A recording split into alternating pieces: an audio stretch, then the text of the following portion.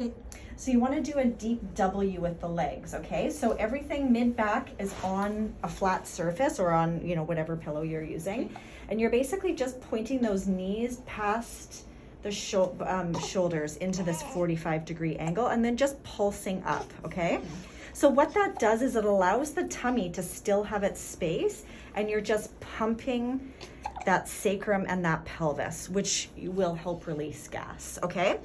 Another thing that you can do if you're noticing some gas or some tummy issues is intestinal massage. And so the intestines, the stomach basically drops the food into the upper digestive tract here on the upper right corner, comes around to the left side, drops down like a question mark to the belly button, and then down. So it's basically like this giant question mark.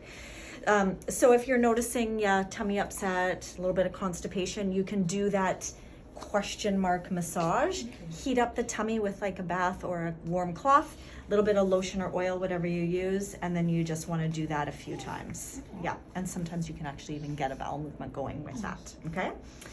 The other thing that I'm going to show you is the diapering, which we were talking about, right? So the reason a lot of people just are in a rush, right? They put baby down and then pull them right up, right? Yeah. So the problem with doing that is the thoracic spine, basically what we do is now we hinge them at the thoracic spine. And so we can create a misalignment through that thoracic spine. So when you are diapering, leave everything here flat, and we're just lifting up at the pelvis. Okay. Okay? Or if you needed to, you can roll her from side to side. But the real key is that just thoracic spine is laying flat, and you just basically hinge at the hip. Okay? And then burping, when it comes to burping, is it okay if I pick her up? Yeah, of course. Yeah. So burping, I want you to avoid burping just straight on this mid-back. Yeah. Thoracic spine is covered by paper-thin muscles and skin. So when we're burping here, we can actually be sort of irritating this area. Not only that, mechanically speaking, if we're burping here, we can be pushing gas lower down into the intestinal tract. So I like burping from the bum up. We got lots of padding here. We got our gluteal tissue, our diaper, and then mechanically speaking, we're actually forcing air out before it goes down into the intestines, right? So whatever position is good for you, like you could do it over the shoulder or over your arm or over your knee, and then you can actually get quite a bit more force through there to get that. I'm just going to see how you're holding her from the front. Yeah, oh, sure. Under the armpit across with a thumb on the shoulder. Okay, thank you. And then tummy time, I like however you're doing it already on your body, but a good way to support the mid-back is actually over your knees with a little bit of a space between your knees so that her tummy, you can see how her tummy sort of extends down through here. Yeah.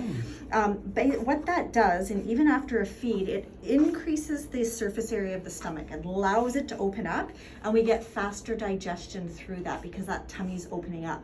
If we squish them down or put them in a seated position, we decrease that surface area of the stomach, which can create more spit up. So that's when we see babies that have spit up, is when we're decreasing that surface area. This is also really good for developing these thoracic paraspinals. This is actually what we want to develop in tummy time, is this, not just neck, but through here too. And so by just having her lay across your legs like this, and let her use her neck, right? Like, she's okay to use her neck. You don't have to be overly supportive of it, especially in this position. She's really working all of this here. So however long she's comfortable, 5-10 minutes, amazing, great. She might even fall asleep in that position. Totally fine to do. What else can I say? Yeah, we talked about the bumbo, we talked about the jolly jumper. Totally avoid those things because it's putting her into a position that she's not ready to do.